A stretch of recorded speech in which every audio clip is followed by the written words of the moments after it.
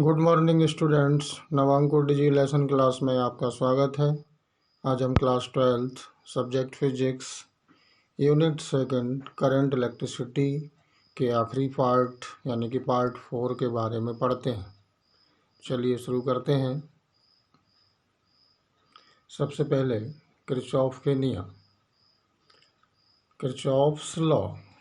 तो first law, Kirchhoff's first law. इस law के अकॉर्डिंग किसी विद्युत परिपथ की प्रत्येक संधि यानी जंक्शन पर मिलने वाली समस्त विद्युत धाराओं का बीजीय योग यानी कि अलजेब्रिक सम 0 होता है। मैथमेटिकल फॉर्म में किसी भी जंक्शन पर सिग्मा आई इक्वल टू 0। धारा के मान को कैलकुलेट करने के लिए इसमें जो रूल्स होता है उसके अकॉर्डिंग जंक्शन की ओर आने वाली धाराओं को पॉजिटिव तथा जंक्शन से दूर जाने वाली धाराओं को नेगेटिव लिया जाता है। डायग्राम में इसी रूल्स के अकॉर्डिंग हम करंट को कैलकुलेट करते हैं। तो यहाँ पर I1 I2 जंक्शन की ओर जाने वाली धाराएं हैं, अतः इन्हें पॉजिटिव लिया जाएगा, तथा I3 I4 I5 जंक्शन से दूर जाने वाले करंट है, अतः इन्हें नेगेटिव लिया जाएगा। इस प्रकार हम डायग्राम से लिख सकते हैं I1 plus I2 minus I3 minus I4 minus I5 equal to 0, या I1 plus I2 equal to I3 plus I4 plus I5। इस प्रकार संधि की ओर आने वाली समस्त धाराओं का जो अलजेब्रिक सम है वो जंक्शन से दूर जाने वाली समस्त धाराओं के अलजेब्रिक सम के इक्वल होगा।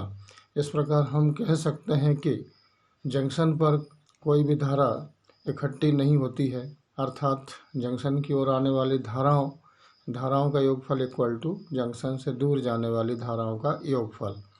इस नियम को करंट लॉ या धारा नियम भी कहते हैं, तथा यह law of conservation of charge के प्रिंसिपल पर बेस्ड होता है, उस पर आधारित होता है। इसके बाद हम दूसरा लॉ लेते हैं,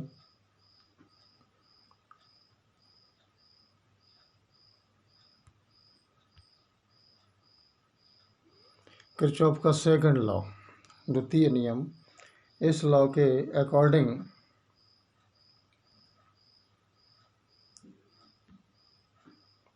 किसी भी क्लोज्ड सर्किट में, बंद विद्युत परिपथ में विभिन्न खंडों में जो बहने वाली धारा है, जो करंट है,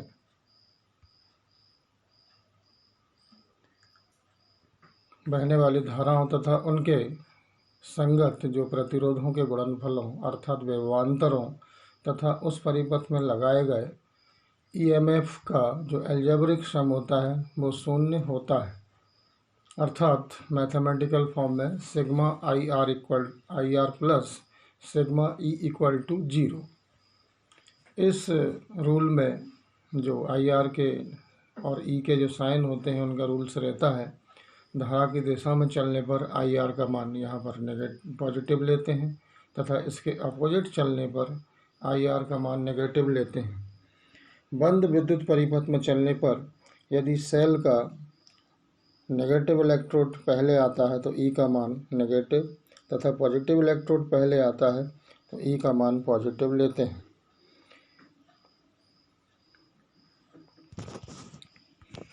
इस रूल्स की हेल्प से हम यहाँ पर सर्किट में,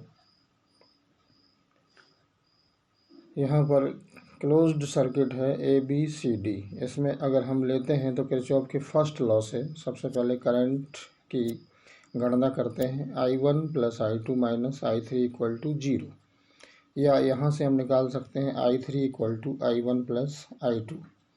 इस प्रकार क्लोज्ड सर्किट ABCD में किरचॉफ के सेकंड लॉ के according I1 R1 minus I2 R2 minus E1 plus E2 equal to 0, यहाँ पर इक्वेशन नंबर सेकंड, तथा क्लोज्ड सर्किट DCEFD में I2 R2 plus I3 R minus E2 equal to 0, या I2R2 plus I3 के place पे हम लिख सकते हैं I1 प्लस I2 ब्रैकेट में, इसके बाद R minus E2 equal to 0। इसे वोल्टेज लॉ या वोल्टेज का नियम भी कहते हैं। यह law of conservation of energy पर आधारित होता है। यह ऊर्जा संरक्षण के सिद्धांत पर आधारित होता है। इसके बाद हम बात करते हैं यहाँ पर व्हीटस्टोन ब्रिज। तो सबसे पहले व्हीटस्टोन ब्रिज क्या होता है? किसी चालक का रेजिस्टेंस फाइंड करने के लिए वैज्ञानिक व्हीटस्टोन ने डायग्राम की भांति 4 प्रतिरोधों पी क्यू आर एस को चतुर्भुज ए बी सी डी की 4 भुजाओं A B B C A D तथा डी सी में लगाकर विकर्ण ए सी के बीच सेल ई व कुंजी K1 तथा विकर्ण बी डी के बीच धारामापी G व कुंजी K2 जोड़कर एक सर्किट की रचना की गई, जिसमें भुजा बी डी एक ब्रिज की भांति होती है। अतः इसे व्हीटस्टोन ब्रिज कहते हैं या व्हीटस्टोन सेतु कहते हैं। सेतु के संतुलन की शर्त, condition for balance of Wheatstone bridge, प्रतिरोधों के मानों को इस प्रकार एडजस्ट करते हैं कि धारामापी G में विक्षेप शून्य हो जाता है, यानी कि डिफ्लेक्शन 0 हो जाता है। इस स्थिति में जो ब्रिज है वो बैलेंस में कहलाता है, सेतु संतुलन में कहलाता है। संतुलन की स्थिति में हमें निम्न रिलेशन मिलता है P/Q इक्वल टू R/S।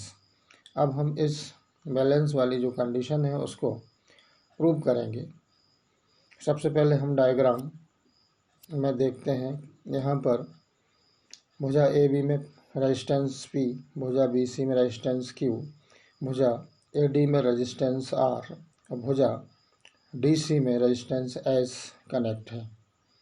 जब हम सेल कुंजी K1 को कनेक्ट कर देते हैं, लगा देते हैं, तो सर्किट में धारा I बहने लगती है, जो पॉइंट A पर जाकर 2 भागों में डिस्ट्रीब्यूट हो जाती है, विभाजित हो जाती है। I1 और I2 भागों में विभाजित हो जाती है।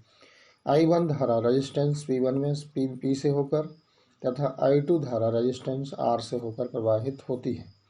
पॉइंट B पर I1 में से धारा IG गैल्वेनोमीटर में से फ्लो होती है। इस प्रकार शेष बची धारा I1 minus IG resistance Q में से फ्लो होती है।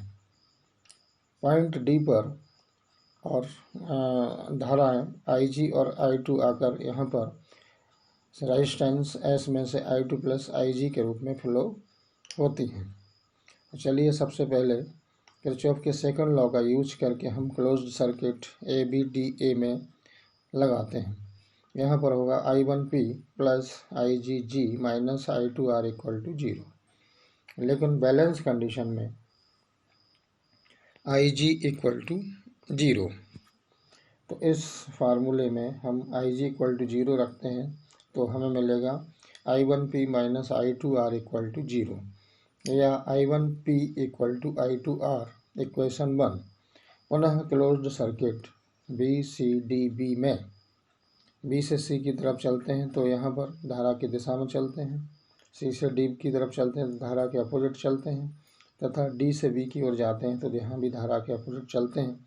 अतः किरचॉफ के सेकंड लॉ के अकॉर्डिंग यहाँ पर जो हमें रिलेशन मिलेगा वो होगा I1 minus IG into Q minus I2 plus IG into S minus IG into G equal to 0।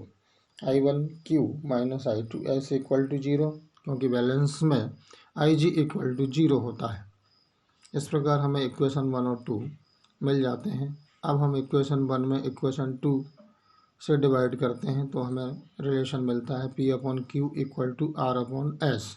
यही व्हीटस्टोन ब्रिज के बैलेंस की कंडीशन है, शर्त है।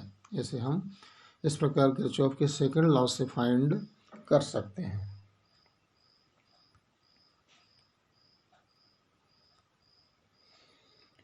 इसके बाद हम पढ़ते हैं मीटर ब्रिज। सबसे पहले मीटर ब्रिज क्या होता है? यह व्हीटस्टोन ब्रिज के प्रिंसिपल पर वर्क करता है। इसकी सहायता से हम किसी चालक तार के प्रतिरोध तथा विशिष्ट प्रतिरोध को ज्ञात कर सकते हैं। इसमें डायग्राम में मीटर ब्रिज प्रदर्शित है। इसमें 1 मीटर लंबा मैग्नीन या कांस्टेंटन का एक वायर होता है, जिसे एसी के द्वारा यहाँ प्रदर्शित किया गया है। यह तनी हुई अवस्था में 1 मीटर स्केल के सहारे लगा रहता है। इस तार के दोनों सिरों को एल आकृति की पीतल की मोटी पत्तियों से जोड़ दिया जाता है। इन पत्तियों के अतिरिक्त पीतल की एक अन्य लंबी पत्ती BC और होती है, जो मीटर स्केल के समानांतर लगी रहती है। इन पत्तियों के बीच में 2 खाली स्थान AB तथा CD होते हैं। एक रिक्त स्थान AB में अज्ञात प्रतिरोध X तथा दूसरे रिक्त स्थान CD में एक प्रतिरोध बॉक्स RB यानी कि रेजिस्टेंस बॉक्स लगा दिया जाता है। A व C बिंदुओं के बीच लैक्लांची सेल और प्लग कुंजी लगा देते हैं तथा B व D बिंदुओं के मध्य एक गैल्वेनोमीटर G लगा देते हैं। बिंदु D पर एक स्पर्श कुंजी लगी रहती है, जिसको तार AC पर इधर उधर चलाकर कहीं भी दबाया जा सकता है। इस कुंजी को जॉकी कहते हैं। इसे दबाने पर ही बिंदु D का कनेक्शन गैल्वेनोमीटर से होता है, अदरवाइज नहीं। प्रिंसिपल, जो व्हीटस्टोन ब्रिज है, यह मीटर स्केल है, यह व्हीटस्टोन ब्रिज के प्रिंसिपल पर वर्क करता है, कार्य करता है। जब कुंजी K में प्लग लगे होने पर जॉकी D को मीटर सेतु के तार पर दबाते हैं तो धारामापी में कोई विक्षेप नहीं आता है, तो सेतु बैलेंस में कहलाता है। तब बिंदु B व D इक्वल पोटेंशियल पर होते हैं, समान विभव पर होते हैं। इस कंडीशन में हमें व्हीटस्टोन ब्रिज के प्रिंसिपल से रिलेशन मिलता है X/R इक्वल टू AD सिरों के बीच रेजिस्टेंस अपॉन DC सिरों के बीच रेजिस्टेंस। यदि जीरो डिफ्लेक्शन की कंडीशन में AD तार की लंबाई l सेंटीमीटर हो तथा DC तार की लंबाई 100 - l सेंटीमीटर होगी, क्योंकि यहाँ पर जो वायर है वो 1 मीटर लेंथ का है। माना कि इसका जो एरिया ऑफ क्रॉस सेक्शन है वायर का वो एक जैसा है तथा प्रति सेंटीमीटर तार की लंबाई का जो रेजिस्टेंस है वो x ओम है। A व D के बीच मीटर सेतु के तार का प्रतिरोध इक्वल टू होगा Lx तथा D व C के बीच मीटर सेतु के तार का प्रतिरोध होगा 100 - l इंटू x। इस प्रकार वैलेंस कंडीशन में X/R equal to Lx/100 - l into x। तो यहाँ पर जो अननोन रेजिस्टेंस है उसके लिए फार्मूला हमें मिलेगा X equal to R L/100 - l। इस प्रकार इस फार्मूले में R क्या है, रेजिस्टेंस बॉक्स का रेजिस्टेंस है तथा यहाँ पर l सिरे A से D तक की जो डिस्टेंस है वो है। इस प्रकार हम इस फार्मूले से अननोन रेजिस्टेंस X की वैल्यू निकाल सकते हैं।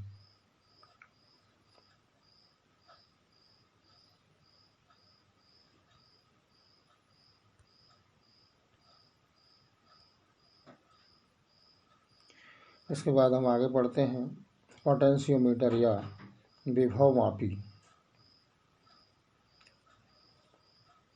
सबसे पहले इसके कंस्ट्रक्शन के बारे में समझते हैं। इसमें उच्च विशिष्ट प्रतिरोध तथा निम्न प्रतिरोध ताप गुणांक का मैग्नीन या कांस्टेंटन का एक समान एरिया ऑफ क्रॉस सेक्शन का 10 मीटर या 4 मीटर लंबा वायर लगा रहता है। इस वायर को लकड़ी के बने हुए आयताकार तख्ते पर इस प्रकार फैला दिया जाता है कि ये वायर तख्ते की लंबाई के समानांतर रहें। संपूर्ण वायर को प्रायः 1-1 मीटर के 10 अथवा 4 टुकड़ों में डिवाइड कर देते हैं। ये टुकड़े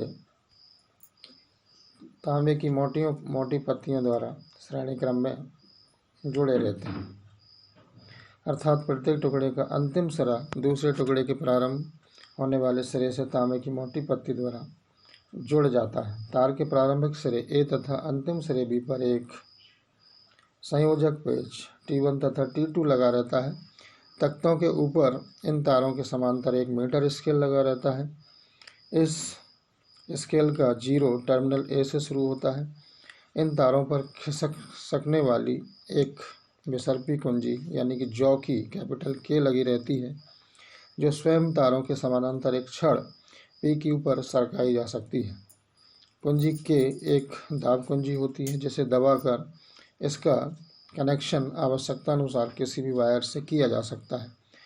कुंजी के पर एक टर्मिनल लगा रहता है।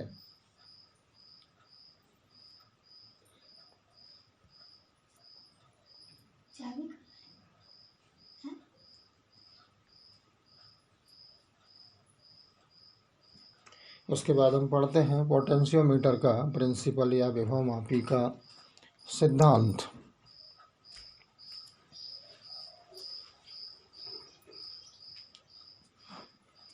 तो इसके लिए सबसे पहले यहाँ हम डायग्राम देखते हैं। तो डायग्राम में AP जो है, AB है वो पोटेंशियोमीटर वायर है। इसमें हम सबसे पहले प्राइमरी और सेकेंडरी सर्किट तैयार करते हैं। तो प्राइमरी सर्किट में B1 एक सेल है, एक सेल लगी हुई है, K1 कुंजी है, यहाँ पर RH एक धारा नियंत्रक है। सेकेंडरी सर्किट में हम यहाँ पे E एक सेल लगाते हैं जिसका हमें EMF निकालना होता है, और यहाँ पर AB जो है वो पोटेंशियोमीटर वायर है। माना कि जो पोटेंशियोमीटर वायर है उसकी लेंथ कितनी है, कैपिटल L, व इसके सिरों के बीच में जो पोटेंशियल डिफरेंस है वो है V। तो इस प्रकार हम पर यूनिट लेंथ पर पोटेंशियल डिफरेंस या पोटेंशियल ग्रेडियंट निकालते हैं। तो यह होगा capital K equal to V/L।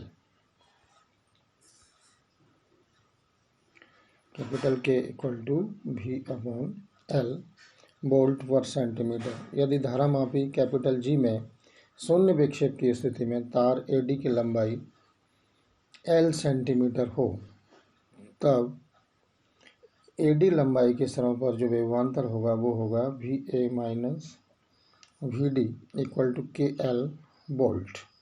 अतः वैलेंस की कंडीशन में जो सेल का जो EMF होगा वो AD लंबाई के सिरों पर विभवांतर के इक्वल होगा।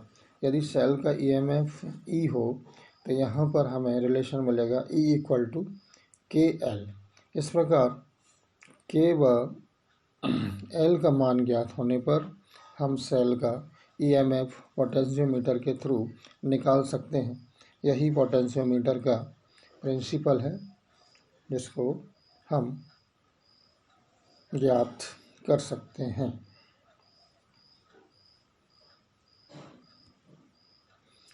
इसके बाद बात करते हैं विभव मापी की सुग्राह्यता, सेंसिटिविटी ऑफ पोटेंशियोमीटर। कोई भी एपरेटस बहुत ज़्यादा सेंसिटिव होता है यदि वह कम से कम वैल्यू को भी बहुत ही क्लियरली मेजर कर सके, उसको नाप सके। कोई भी पोटेंशियोमीटर बहुत ज़्यादा सेंसिटिव होता है यदि इसके द्वारा मापा गया EMF में परसेंटेज एरर कम से कम हो, क्योंकि E इक्वल टू KL। इस प्रकार स्पष्ट है कि नियत विद्युत वाहक बल E के लिए L का मान अधिक होने से उसके मेजरमेंट में एरर कम होगी, मापन में त्रुटि कम होगी। स्मॉल l का मान अधिक होने के लिए K का मान कम होना चाहिए, क्योंकि K इक्वल टू होता है V/L। तो K की वैल्यू कम करने के लिए यहाँ पर V की वैल्यू कम होना चाहिए तथा कैपिटल L की वैल्यू अधिक से अधिक होना चाहिए।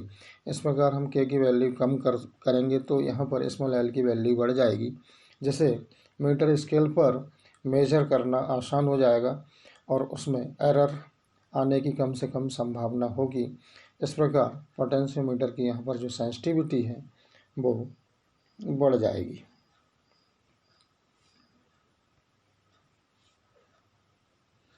इसके बाद हम पढ़ते हैं पोटेंशियोमीटर के एक्सपेरिमेंटल यूजेज, इसके जो एप्लीकेशन है वो क्या क्या है। पोटेंशियोमीटर के थ्रू हम दो प्रकार के वर्क कर सकते हैं।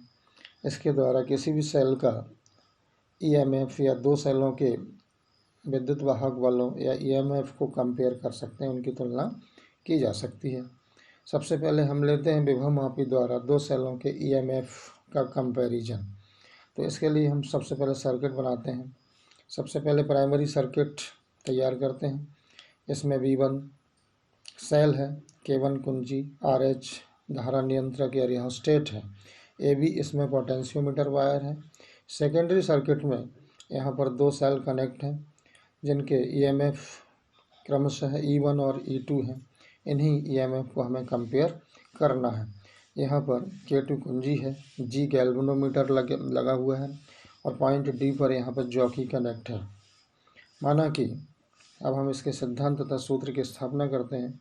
माना कि सेल E1 का जो EMF है वो E1 है, पहले सेल का जो EMF है वो E1 है। इसके साथ पोटेंशियोमीटर के वायर पर जीरो डिफ्लेक्शन की कंडीशन पर जो बैलेंस लेंथ है वो हमें मिलती है L1।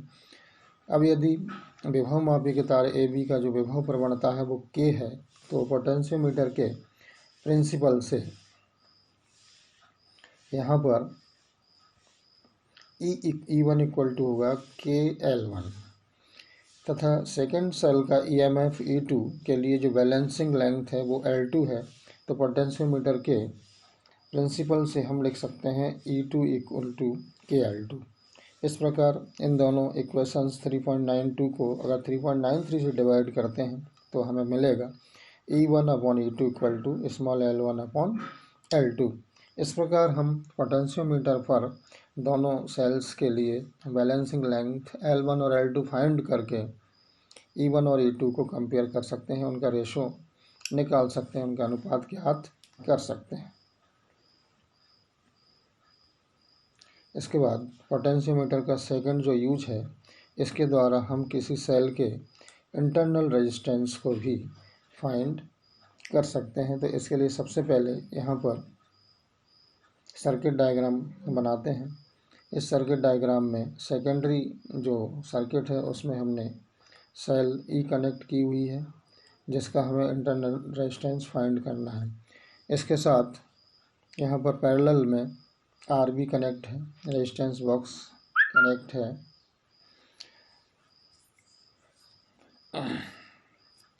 हम जानते हैं कि स्मॉल r इक्वल टू होता है capital R E upon V -1। यदि सेल E के लिए यहाँ पर जो बैलेंसिंग लेंथ है वो L1 मिलती है, तो विभव मापी के या पोटेंशियोमीटर के प्रिंसिपल से हम जानते हैं E इक्वल टू KL1 तथा यदि यहाँ पर RB से रेजिस्टेंस कनेक्ट कर दिया जाए तो यहाँ पर जो विभवांतर है, जो पोटेंशियल डिफरेंस है, वो विभव मापी के तार उसके लिए बैलेंसिंग लेंथ जो है वो L2 है। तो इसके लिए हम विभव मापी के सिद्धांत से लिख सकते हैं V इक्वल टू KL2।